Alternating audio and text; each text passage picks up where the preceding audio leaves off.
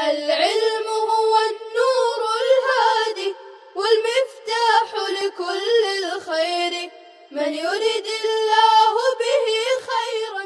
الرحمن الرحیم الحمد للہ رب العالمین والصلاة والسلام علی سید الانبیاء والمرسلین محمد وعلی آلہ واصحابہ اجمعین، اما بعد۔ عزیز طلبہ اکرام، گزشتہ سبق میں ہم نے فصل المجزوم عاملہ، فعل مضارع مجزوم اور اس کے عوامل کے متعلق پڑھا۔ فعل مضارع مجزوم کے عوامل میں سے کلمہ مجازات بھی ہیں۔ اب کلمہ مجازات کسے کہتے ہیں اور وہ کیا کیا ہے، ان کا کیا عمل ہے، وہ آج کے سبق میں ہم پڑھیں گے انشاءاللہ تعالی۔ وَكَلِمَةُ الْمُجَازَاتِ، اور کلمہ مجازات، وَأَمَّا كَلِمُ الْمُجَازَاتِ حَرْفًا كَانَتْ أَوْ اسْمًا، اور بہرحال کلمہ مجازات خواہ حرف ہو یا اسم ہو، فَهِيَ تَدْخُلُ عَلَى الْجُمْلَتَيْنِ، تو وہ دو جملوں پر داخل ہوتے ہیں۔ فَهِيَ تَدْخُلُ عَلَى الْجُمْلَتَيْنِ، تو وہ دو جملوں پر داخل ہوتے ہیں۔ لِتَدُلَّ عَلَىٰ أَنَّ الْأُولَىٰ سَبَبٌ لِلثَّانِيَةِ، تاکہ وہ دلالت کرے کہ پہلا جملہ دوسرے جملے کے لیے سبب ہے۔ وَتُسَمَّى الْأُولَىٰ شَرْطًا وَالثَّانِيَةَ جَزَاءً، پہلے جملے کو شرط اور دوسرے کو جزا کہا جاتا ہے۔ اب یہاں سے کلمات مجازات کو بیان کر رہے ہیں کہ کلمات مجازات کسے کہتے ہیں اور وہ کیا کیا ہیں۔ تو کلمہ مجازات کیا کیا ہے، یہ گزشتہ سبق میں ہم پڑھ چکے ہیں۔ اما کلم المجازات، بہرحال کلمہ مجازات کہنے کی وجہ یہ ہے چونکہ یہ دو جملوں پر داخل ہوتے ہیں، پہلے کو شرط اور دوسرے کو جزا کہتے ہیں، اسی جزا کی مناسبت سے انہیں کلمہ مجازات کہا جاتا ہے، خواہ حرف ہو یا اسم ہو۔ کلمہ مجازات یہ 11 ہیں۔ ان 11 کلمہ مجازات میں سے 2 حرف ہیں اور بقیہ اسماء ہیں۔ 2 حرف جو ہے وہ ان اور ایک ان مقدرہ، یعنی ان لفظیہ اور ان مقدرہ، ان ملفوظہ اور ان مقدرہ، یہ دونوں ان حرف ہیں، اور باقی مہما، اذما، حیثما، اینا، متا، ما، من، این، انا، یہ سارے کے سارے اسماء ہیں۔ تو کلمہ مجازات خواہ حرف ہو یا اسم ہو، وہ 2 جملوں پر داخل ہوتے ہیں، اور پہلا جملہ دوسرے جملے کے لیے سبب ہوتا ہے۔ پہلے کو شرط اور دوسرے کو جزا کہا جاتا ہے، اور اسی جزا کی مناسبت سے انہیں کلمہ مجازات کہا جاتا ہے۔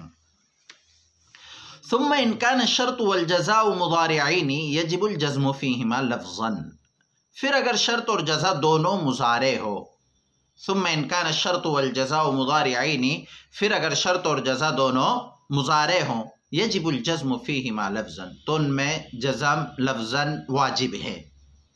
اب یہاں سے ان کا عمل بتلا رہے ہیں کہ شرط اور جزا دونوں مضارع ہو تو کلمہ مجازات جو ہوتے ہیں وہ ان میں ایک تو لفظی عمل کرتے ہیں اور ایک معنی عمل کرتے ہیں، جو گزشتہ کل کے سبق میں بھی آپ کو بتلایا گیا تھا کہ ان کا ایک عمل لفظی ہوتا ہے اور ایک معنوی عمل ہوتا ہے۔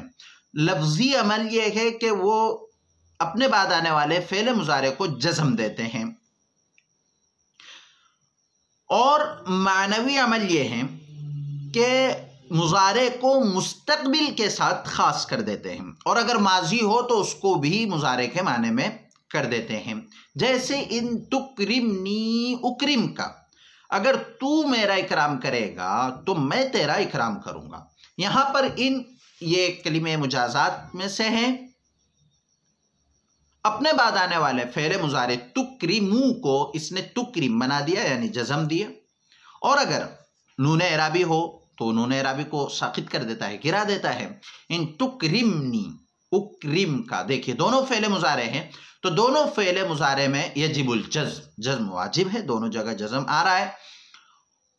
اگر تو میرا اکرام کرے گا تو معنی بھی مستقبل کا ہو رہا ہے، تو دونوں عمل، لفظی بھی عمل ہو رہا ہے اور معنوی عمل بھی یہاں پر ان کا ہو رہا ہے۔ وَإِن كَانَا مَاضِيَيْنِ، اور اگر دونوں ماضی ہوں، یعنی شرط اور جزا دونوں ماضی ہوں، لم تعمل فیہما لفظا، تو اس میں لفظاً عمل نہیں کرتا ہے۔ جیسے ان ضربت ضربت، اب چونکہ دونوں ماضی ہے، شرط بھی اور جزا بھی، اور جب شرط اور جزا دونوں ماضی ہو تو چونکہ ماضی اعراب کا محل نہیں ہوتا ہے، وہ مبنی ہوتا ہے۔ جب وہ مبنی ہے تو وہ اس میں کوئی لفظی عمل نہیں کرے گا، البتہ معنی عمل اس کا بھی باقی رہے گا، یعنی مستقبل کا معنی اس میں ہوتا ہے اگر تو مارے گا تو میں ماروں گا۔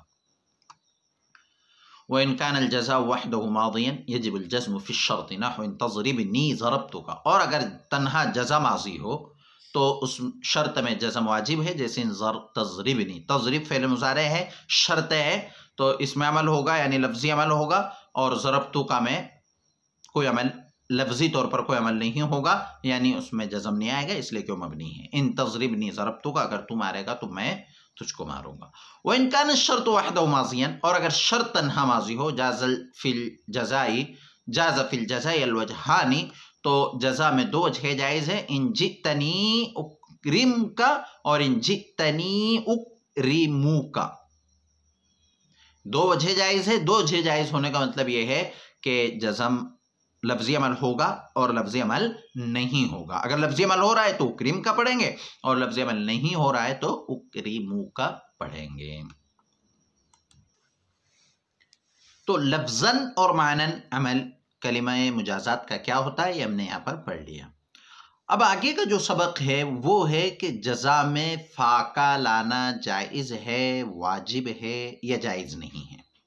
وَاعْلَمْ أنه إذا كان الجزاء ماضيا بغير قد لم يجوز الفاء فيه نحو إن أكرمتني أكرمتك قال الله تعالى ومن دخله كان آمنا۔ جان لیجئے کہ جب جزا ماضی ہو بغیر قد کے لم يجوز الفاء فيه تو اس میں فا جائز نہیں ہے، جیسے ان اکرمتنی اکرمتک، اگر تو میرا اکرام کرے گا تو میں تیرا اکرام کروں گا۔ قال اللہ تعالی ومن دخله كان آمنا۔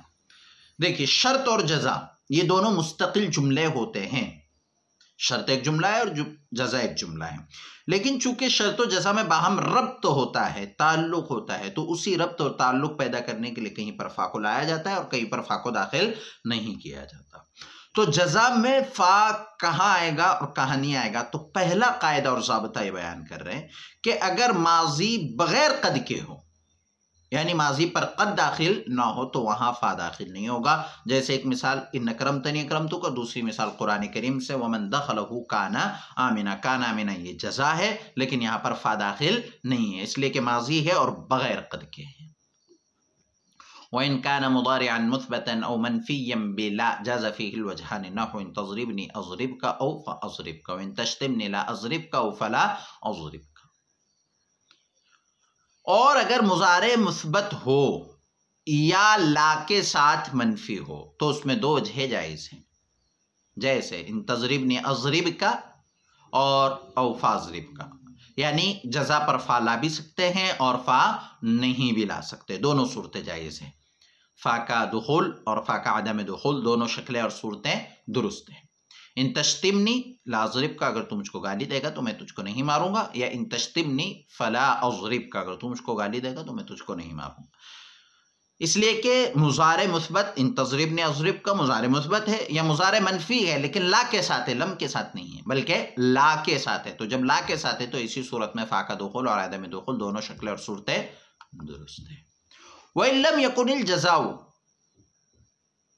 احد القسمین المذکورین فیجب الفاء فیہ، اور اگر جزا مذکورہ دونوں قسموں میں سے کوئی ایک نہ ہو تو اس میں فا واجب ہے، اور اگر جزا مذکورہ دونوں قسموں میں سے کوئی ایک نہ ہو تو اس میں فا واجب ہے۔ مذکورہ دونوں قسموں سے مراد پہلی صورت یہ کہ ماضی بغیر قد کے نہیں ہے یعنی قد کے ساتھ ہے، یا مضارع مثبت نہیں ہے، یا مضارع منفی ہے لیکن لا کے علاوہ ہے، لا کے علاوہ ہے، تو پھر ایسی شکل میں فا واجب ہوگا۔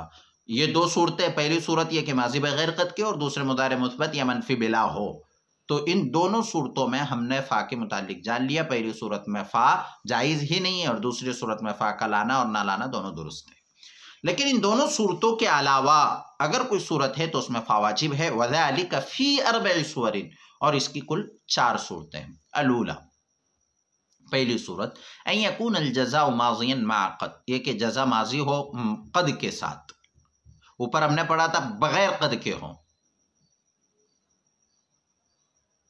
اذا کان الجزاء ماضیا بغیر قد، اور یہاں پر ہے مع قد یعنی قد کے ساتھ ہو تو فیجب الفاء فیہ، فا واجب ہے، جیسے باری تعالیٰ کا فرمان ان یسرق فقد سرق اخ له من قبل، اگر اس نے چوری کیا تو تحقیق کے اس سے پہلے اس کا بھائی چوری کر چکا ہے. یہاں پر ان کلمہ مجازات ہے، شرطیہ ہے، اور قد سرق اخ له من قبل، یہ قد سرق اخ له من قبل یہ جزا ہے. اور قد سرق چونکہ ماضی ہے قد کے ساتھ ہے تو فا کا اس پر داخل کرنا ضروری اور واجب ہے. فقد سرق اخ له من قبل. تو پہلی صورت ماضی اگر قد کے ساتھ ہو تو جزا پر فا کا دخول واجب ہے. والثانیہ دوسری صورت ان یکون الجزاء مضارعا منفیا بغیر لا، یہ ہے کہ جزا مضارع منفی ہو بغیر لا کے، یعنی لا کے علاوہ ہو.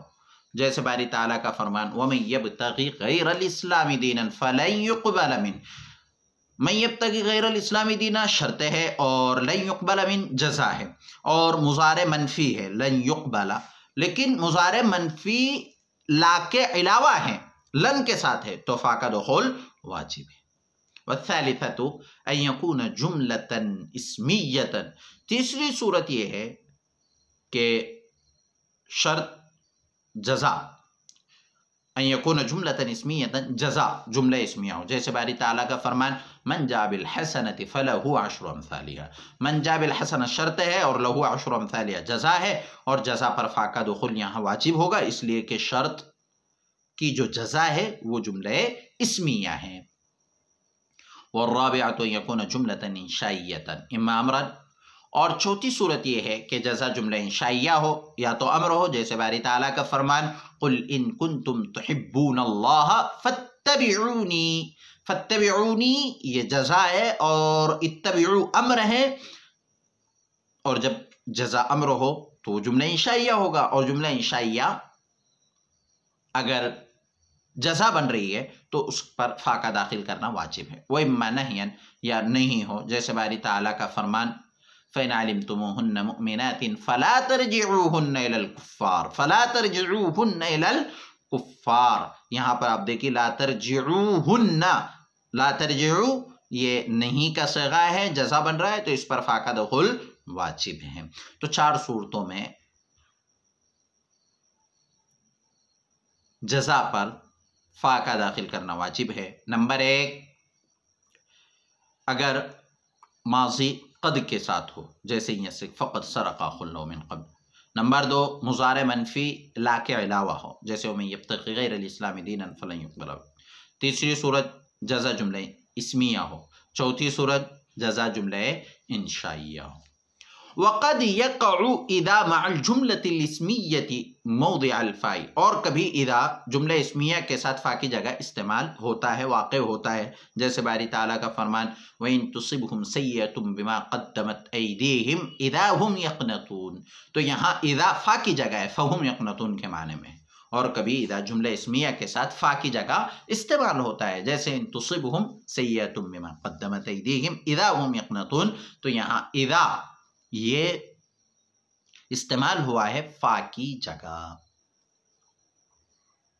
تو یہ فا کے لانے اور نہ لانے کی شکلیں اور صورتیں ہم نے پڑھے ہیں. اس سے پہلے ہم نے آج کے سبق میں یہ پڑھا کہ کلمہ مجازات کا لفظی اور معنوی عمل کیا ہے. تو آج کا ہمارا اتنا ہی سبق رہے گا. اس میں سے جو سوالات ہیں وہ آپ دیکھ لیجئے. پہلا سوال یہ ہے کہ کلمہ مجازات کو مجازات کیوں کہتے ہیں. دوسرا سوال کلمہ مجازات کس پر داخل ہوتے ہیں اور لفظاً اور معناً کیا عمل کرتے ہیں. تیسرا سوال فا کا دخول جزا پر کب جائز ہے اور کب جائز نہیں ہے. اور آخری سوال فا کا دخول جزا پر کتنی صورتوں میں واجب ہے اور وہ صورتیں کیا کیا ہیں. السلام علیکم ورحمۃ اللہ وبرکاتہ. السلام عليكم. لا تنسوا الاعجاب بالفيديو والاشتراك في القناة تشجيعا لنا لنستمر بنشر المزيد إن شاء الله.